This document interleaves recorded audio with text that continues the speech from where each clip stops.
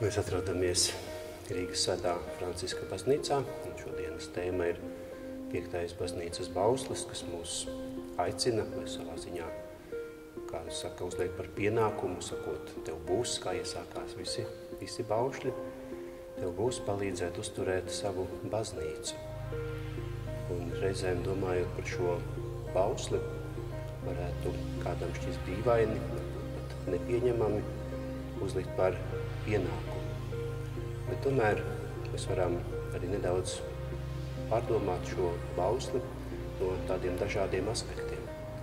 Pirmkārt, protams, mēs visi zinām, ka ir arī baznīcai vajadzības, mēs dzīvojam pasaulē, tāpat kā ikvienam ir arī savas vajadzības, rēķini, kas ir jāmaksā, uzturēšana, kas prasa arī līdzekļus, un tāpēc arī šis bauslis aicina katru iesaistīties. Un ja mēs pieņemam baznīcu un draudzi kā ģimeni, mēs arī zinām, kā darbojās ģimene, kā tā funkcionē, kur katrs sniedz savu ieguldījumu, kā spēj. Ir, kas pelna naudu, kas uztur, ir, kas arī ar saviem darbiem mājās kalpo, kur iesaistās katrs no šiem ģimenes locekļiem ar savu ieguldījumu, lai šī māja, šī ģimene varētu funkcionēt. Un arī šis bauslis aicina uz kaut ko līdzīgu, lai arī baznīca varētu funkcionēt kā ģimene.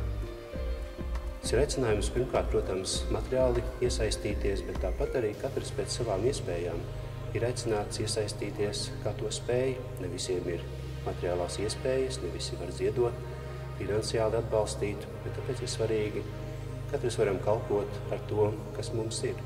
Ziedot savas pūles, savu laiku, rūpējoties par baznīcu, palīdzot kaut vai to uzkopt, vai arī cilvēki, kuri vairs fiziski nespēja būt baznīcā, var atbalstīt ar savu lūgšanu, un tādā veidā arī būt līdzdalīgi draudzes dzīvē, kas arī ir ļoti svarīgi. Un mēs katrs savā veidā varam arī šo līdzdalību draudzes dzīvē veikt pēc savām iespējām. Un aiz šī visa mēs arī vairāk varam ieraudzīt tādu garīgo nozīmi. Ne tikai materiāli raudzīties uz šo bausli kā uz noteikumu, bet ieraudzīt arī kaut ko dziļāk, ieraudzīt aiz šī aicinājuma pašu Dievu. Jo ziedošana tā mūs aicina uz dalīšanos. Un kurš ir tas, kurš dalās visdāsnāk? Tas ir Dievs, kurš ar mums dalās savā mīlestībā, kas ir bezgalīga, kas mūs uztur, kas mums piedod, kas parāda savu žēlsirdību. Un Dievs ir gatavs dalīties ar mums visā.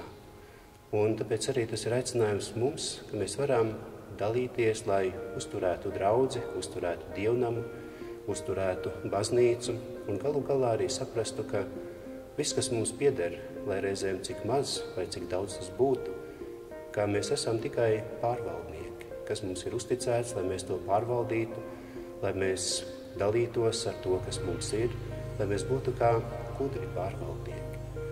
Un varam arī atcerēties līdzību stāstu par nabadzīgu atraitni, kura templī ziedoja ļoti maz, tikai 2 mazas monētiņas, bet Jēzus tieši viņu pamanīja.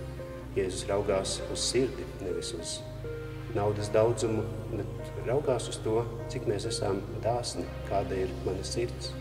Un tieši dalīšanās arī mūsu materiālajos labumos veido mūsu sirdi. Tā palīdz arī mums būt dāsnākiem, ieraudzīt ne tikai sevi, bet ieraudzīt arī citu vajadzības, ieraudzīt citu cilvēku vajadzības, baznīcas vajadzības un galu galā ar viņiem dalību šajā dalīšanās kā dāsnuma izpausmē, atceroties pašu Dievu, kurš arī mūs aicina, lai mēs no sirds varam būt dāsni un dalīties ar tiem labumiem, kas mums ir, vai tām spējām, vai laiku, ko arī mēs varam ziedot un tādā veidā dot savu ieguldījumu.